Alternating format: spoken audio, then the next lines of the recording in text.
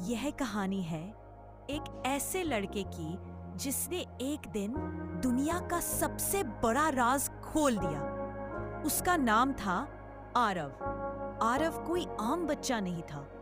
वो हमेशा कुछ नया जानने की चाह रखता था। पेड़ों के पीछे क्या है, नदियों के नीचे क्या छिपा है और आसमान के पार कौन रहता है। सब कहते थे, आरव तू बहुत सवाल करता है। पर आरव हंसकर कहता, अगर सवाल न पूछूं तो जवाब कौन देगा। एक दिन जब वो अपने गांव के पीछे वाले जंगल में गया तो उसे वहां कुछ बहुत अजीब दिखा। एक चमकता हुआ नीला पत्थर। वो पत्थर धूप में ऐसे चमक रहा था जैसे उसमें कोई जादू हो। आरव ने उसे उठाया और तभी धड़ाम एक तेज हवा चली, पत्ते उड़ने लगे और पत्थर के अंदर से आवाज आई, आखिर तुमने मुझे ढूंढ ही लिया। आरव डर गया जब पत्थर बोला, मैं हूँ जादुई पत्थर जो 100 सालों से किसी सच्चे दिल वाले बच्चे का इंतजार कर रहा था। आरव की आंखें चौड़ी हो गई। तुम बोल कैसे रहे हो? पत्थर हंसा, क्योंकि मैं कोई आम पत्थर नहीं, मैं जादुई जंगल का रक्षक हूँ। फिर पत्थर ने कहा, आरव हमारा जंगल खतरे में है। एक दुष्ट जादूगर काला वारिस अपनी काली छाया से सब कुछ पत्थर बना रहा है। अगर उसे नहीं रोका गया तो ये पूरा जंगल हमेशा के लिए खामोश हो जाएगा। आरव ने मुट्ठी बांधी, मैं डरूंगा नहीं, बताओ मुझे क्या करना होगा। पत्थर ने कहा, तुम्हें जंगल के 3 जादुई टोटम ढूंढने होंगे। पहला, हवा का पंख जो सबसे ऊंचे पेड़ पर है। दूसरा, आग की राख जो ज्वालामुखी गुफा में छिपी है। और तीसरा, पानी का मोती जो झील की गहराई में सो रहा है। जब ये तीनों मिल जाएंगे तभी काला वारिस की ताकत खत्म होगी। आरव ने झोला उठाया और चल पड़ा। पहले गया ऊंचे पहाड़ों की तरफ जहां पेड़ आसमान को छूते थे। वहां हवाएं इतनी तेज चलती थी कि आरव हवा में उड़ता सा लगा। वो पेड़ की सबसे ऊंची डाल पर चढ़ा और जैसे ही उसने हवा का पंख छुआ, पूरी हवा थम गई। जंगल की आत्माएं फुसफुसाई। पहला टोटम मिल गया। दूसरा टोटम पाने के लिए आरव पहुंचा आग की गुफा में। गुफा के अंदर लाल रोशनी थी। चारों ओर लावा बह रहा था। अगर मैंने एक कदम भी गलत रखा तो सब खत्म। पर आरव बहादुर था। वो दीवारों से चिपककर धीरे धीरे आगे बढ़ा और आखिर में देखा एक पत्थर के अंदर जलती हुई राख।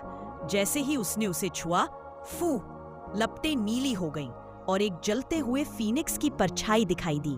वो बोला, दूसरा टोटम तुम्हारा हुआ छोटे योद्धा। अब बस आखिरी टोटम बचा था, पानी का मोती। आरव झील तक पहुंचा, लेकिन मोती झील की गहराई में था। वो डरा नहीं, सांस लेकर डुबकी लगाई। अंधेरा, सन्नाटा। अचानक एक बड़ी मछली ने उसका रास्ता रोका। मगर आरव ने डरने की बजाय कहा, मैं जंगल को बचाने आया हूं, तुम्हारा कुछ नहीं बिगाड़ूंगा। मछली मुस्कुराई और अपने मुंह से मोती बाहर गिरा दी। तीसरा टोटम तुम्हारा है, बहादुर बच्चे। अब आरव तीनों टोटम लेकर लौटा और जादुई पत्थर के सामने उन्हें रखा। अचानक तीनों चमक उठे। हवा, आग और पानी का मिलन हुआ और आसमान में बिजली कौंधी। काला वारिस गरजा, कौन है जो मेरी नींद तोड़ने आया?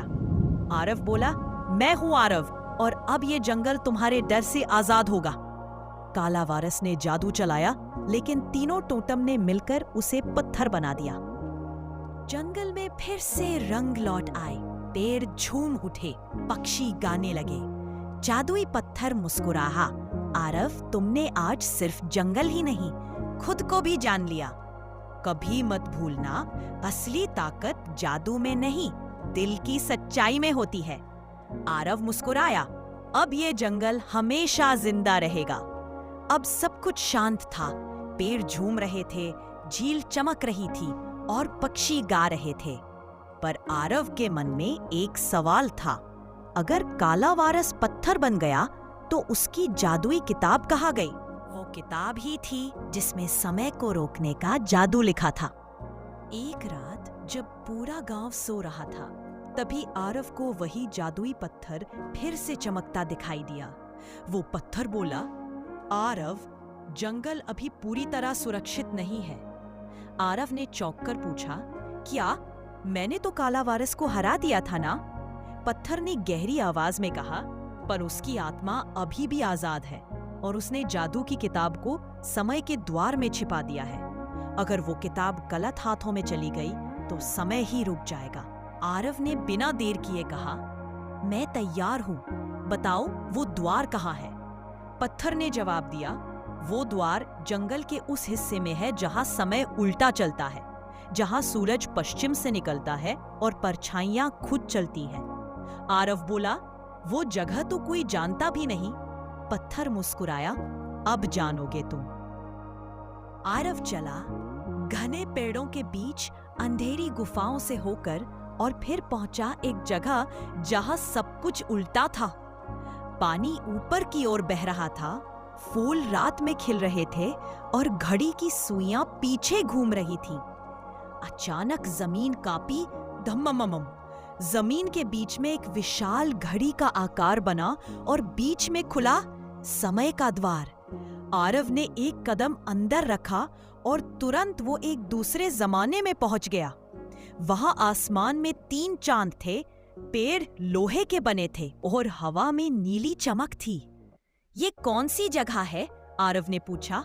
एक बूढ़ी आवाज आई, ये है काल लोक, जहां समय की आत्माएं रहती हैं। वो आवाज एक बूढ़े आदमी की थी, महासमय, जो समय का रक्षक था। महासमय ने कहा, आरव, तुम सही समय पर आए हो। काला वारस की आत्मा इस लोक में अपनी शक्ति बढ़ा रही है।